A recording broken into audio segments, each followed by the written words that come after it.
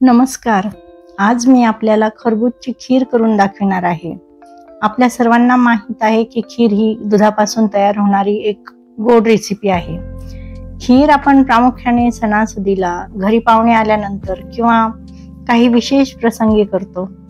जो पदार्थ आपण दुधामध्ये शिजवून घेतो म्हणजे त्या पदार्थाची खीर आहे असे आपण म्हणतो. जसे की तांदूळाची खीर, रव्याची खीर, शेवयाची खीर, अशा वेगवेगळ्या प्रकारच्या खीर आपण करीत असतो.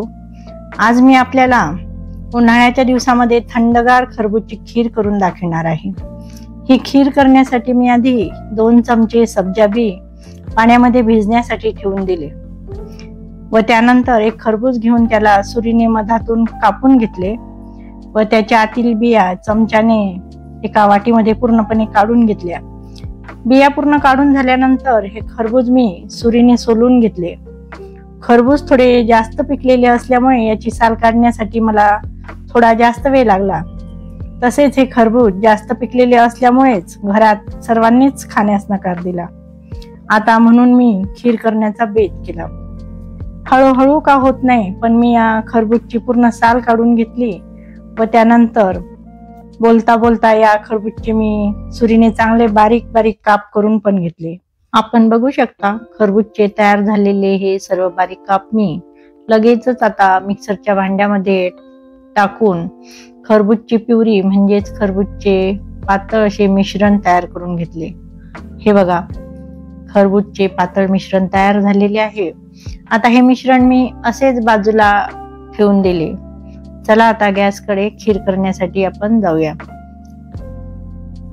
आता गॅसवर एक कढई गरम करून त्यामध्ये 2 कप पाणी मी गरम करण्यासाठी ठेवले. गॅसवरील कढईतील पाणी चांगले गरम झाल्यानंतर यामध्ये मी पाव कप साबुदाणा घालून हा साबुदाणा चांगला पारदर्शक होईपर्यंत शिजवून घेतला. या ठिकाणी मी माझ्याकडे उपलब्ध असलेला बारीक साबुदाणा घेतलेला आहे. आपण लहान किंवा मोठ्या आकाराचा कुठल्याही प्रकारचा साबुदाणा घेऊ शकता. तसेच हे करण्यासाठी आपण साबुदाणा नाही वापरला तरी चालेल. याच्या ऐवजी आपण थोड्या तुपावर ड्रायफ्रुट्स म्हणजे काजू बदाम थोडे परतून बाजूला ठेवू शकता व दुधाचे मिश्रण चांगले शिजल्यानंतर हे ड्रायफ्रुट्स त्यामध्ये घालू शकता. साबुदाणा थोडा चमच्यामध्ये घेऊन बघितला तर चांगला नरम झालेला आहे. तसे तर आपण साबुदाणा पारदर्शक दिसू लागला की समजू शकतो की छान शिजलेला आहे. साबुदाणा छान फुललेला आहे. गॅस बंद करून आता हा गरम साबुदाणा मी एका चाळणीमध्ये काढून घेतला. हे बघा, चाळणी ठेवून आता यामध्ये मी हा गरम साबुदाणा काढून घेतला. या शिजलेल्या साबुदाण्यावर मी थोडे पाणी शिंपडले. गरम साबुदाणा अजून शिजणार ती प्रक्रिया थंड पाणी टाकल्यामुळे थांबून जाते व गरम साबुदाणा लवकर थंड देखील होतो. आता परत तीच कढई गॅसवर ठेवून त्यामध्ये 2 कप दूध गरम करण्यासाठी ठेवले. दूध गरम होत आहे तोपर्यंत बाजूला एका वाटीमध्ये 1 चमचा कॉर्नफ्लोअर घेतले. या वाटीमध्ये एका हाताने अगदी थोडे थोडे पाणी टाकून दुसऱ्या हाताने चमच्याने कॉर्नफ्लोअर व पाणी मिसळून घेतले. जर आपण आधी पाणी घेऊन त्यामध्ये कॉर्नफ्लोअर मिसळून घेतले तर त्यावेळी कॉर्नफ्लोअरच्या पाण्यामध्ये गाठी तयार होतात. मी या ठिकाणी 1 मोठा चमचा कॉर्नफ्लोअर साठी पाव कप पाणी घेतलेले आहे. इकडे गॅसवरील दूध देखील चांगले गरम झालेले आहे. आता या गरम दुधामध्ये कॉर्नफ्लोअरचे मिश्रण टाकून मी एकसारखे हलवून घेतले.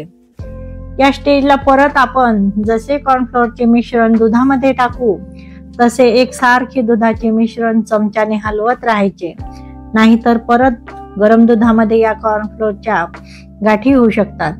त्यामुळे 2 ते 3 मिनिटे कॉर्नफ्लोअर दुधामध्ये चांगले शिजेपर्यंत मिश्रण एकसारखे हलवत राहायचे.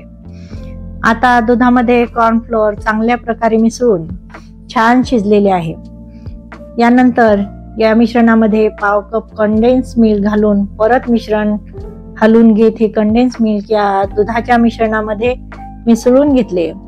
या ठिकाणी कंडेन्स मिल्क टाकतानाचा व्हिडिओ चुकून मी घेतलेला नाही, ही बाब आपण लक्षात घ्यावी. आपल्याकडे कंडेन्स मिल्क नसेल तर आपण चवीनुसार साखर घालू शकता. लगेच खरबूजचे मिश्रण देखील या गरम दुधामध्ये टाकून एकसारखे हलवून घेत मिसळून घेतले. येथे खरबूजचे मिश्रण हे उकळत्या दुधामध्येच टाकावे. गॅसची फ्लेम मध्यम असू द्यावी. थंड दुधामध्ये खरबूजचे मिश्रण जर घातले तर दूध फाटू शकते. दूध फाटू नये म्हणून आपण दुधाचे मिश्रण पूर्णपणे गार झाल्यावर त्यामध्ये खरबूजचा गर किंवा खरबूजचे मिश्रण घालू शकता. खरबूजचे मिश्रण 2 ते 3 मिनिटे दुधामध्ये चांगले शिजून झाल्यानंतर यामध्ये शिजून थंड केलेला साबुदाणा घातला व हा साबुदाणा चांगल्या प्रकारे या खिरीच्या मिश्रणामध्ये मिसळून घेत 1 ते 2 मिनिटे खीर शिजून घेतली. या स्टेजला आपण आपल्या आवडीप्रमाणे ड्रायफ्रुट्स, काजू, बदाम आवडत असेल तर वेलची पूड सुद्धा घालू शकता. गॅस बंद करून खीर थंड करून घेतली. ही खीर आपण फ्रीजमध्ये ठेवून अजून चांगली थंडगार करू शकता. या थंडगार खरबूजच्या खिरीमध्ये भिजवलेले सब्जा बी घालून ही खीर परत चांगली मिसळून घेतली. यातील थोडे सब्जा बी मी खीर वाढताना टाकणार आहे. आता सर्व साहित्य टाकून ही थंडगार खरबूजची खीर तयार झालेली आहे. ही तयार झालेली खीर आपण वाटीमध्ये किंवा ग्लासमध्ये वाढू शकता. उन्हाळ्याच्या दिवसामध्ये तसे पण आपल्याला जेवण करावेसे वाटत नाही, त्यावेळी अशी ही पोटभरीची झटपट होणारी थंडगार खीर करून आपण खाऊ शकतो. ही खीर चवीला सुद्धा खूप छान लागते. कशी वाटली तुम्हाला माझी ही रेसिपी नक्की कमेंट करून सांगा. व तुम्हाला माझी ही रेसिपी आवडली असेल तर माझ्या चॅनलला लाईक, शेअर व सबस्क्राईब करायला विसरू नका, जेणेकरून माझ्या नवनवीन रेसिपीज आपणापर्यंत पोहोचतील. धन्यवाद.